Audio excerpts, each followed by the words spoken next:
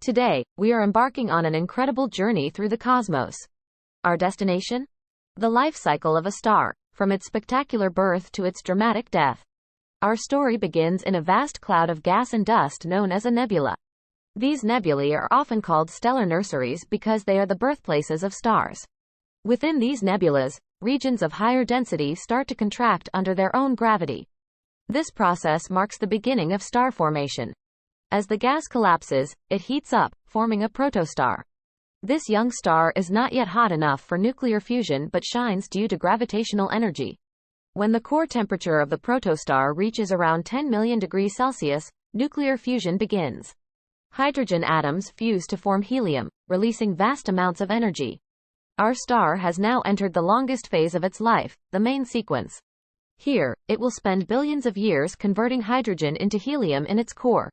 During this stable period, the star maintains a delicate balance between gravitational collapse and the outward pressure from nuclear fusion.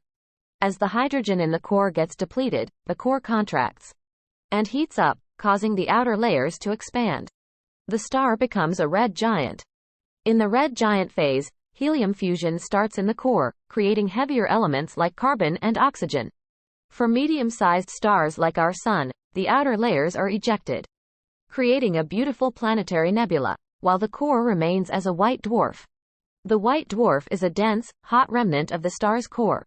It will cool and fade over billions of years. For massive stars, the end is even more dramatic. When the core can no longer support fusion, it collapses and triggers a supernova explosion.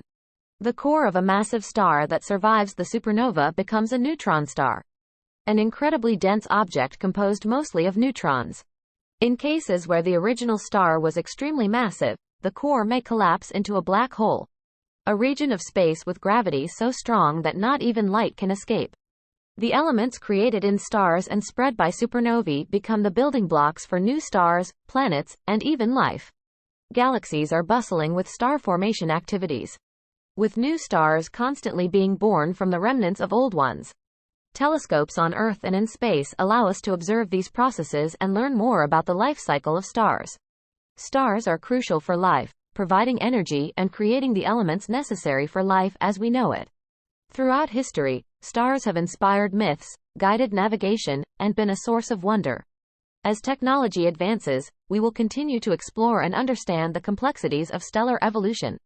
To recap, stars are born in nebulas, spend most of their lives in the main sequence, and end their lives as white dwarfs, neutron stars, or black holes. The birth and death of stars drive the evolution of the universe, influencing the formation of galaxies, planetary systems, and potentially life. Ongoing research in astronomy helps us uncover the mysteries of stars and their life cycles. Consider how the life cycle of stars connects to our own existence and the broader universe.